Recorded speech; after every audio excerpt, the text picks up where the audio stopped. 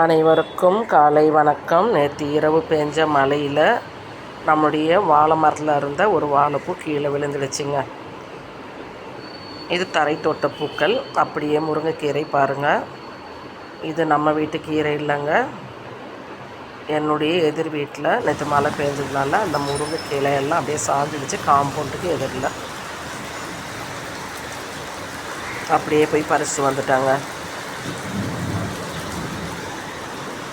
நான் மேக்ஸிமம் கடையில் கீரை வாங்குறது கம்மி. முருங்கைக்கீரை நம்ம தோட்டத்து கீரை கிடைக்கும். அடுத்து இவங்க எப்போ கேட்டாலும் கொடுப்பாங்க. எதிர் வீட்டில் அந்த கீரை நல்லா டேஸ்ட்டாகவும் இருக்கும். நமக்கு கீரை தேவைன்னா வாங்கிக்கலாம். மரத்தில் வெட்டி விடும்பொழுது மட்டும்தான் நான் காசு கொடுத்து வாங்குவேன். அவங்க வெட்டுற வரைக்கும் அவங்க வீட்டு கீரை தாங்க நம்ம சமைக்கிறது. மழை பாருங்கள், ஆட்டோட்டம் மாதிரி வந்தாச்சு.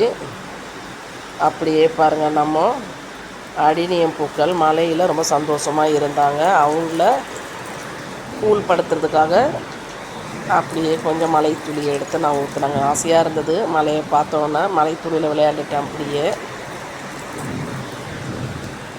நல்ல ஒரு மழைங்க, அப்படியே விடாமல் பெஞ்ச மழை. Thank you all. சப்போர்ட் பண்ணுங்கள், சப்ஸ்கிரைப் பண்ணுங்கள், லைக் பண்ணுங்கள். முருங்கைக்கீரையை அடிக்கடி உணவில் சேர்த்துக்கொள்ளுங்கள். தேங்க்யூ.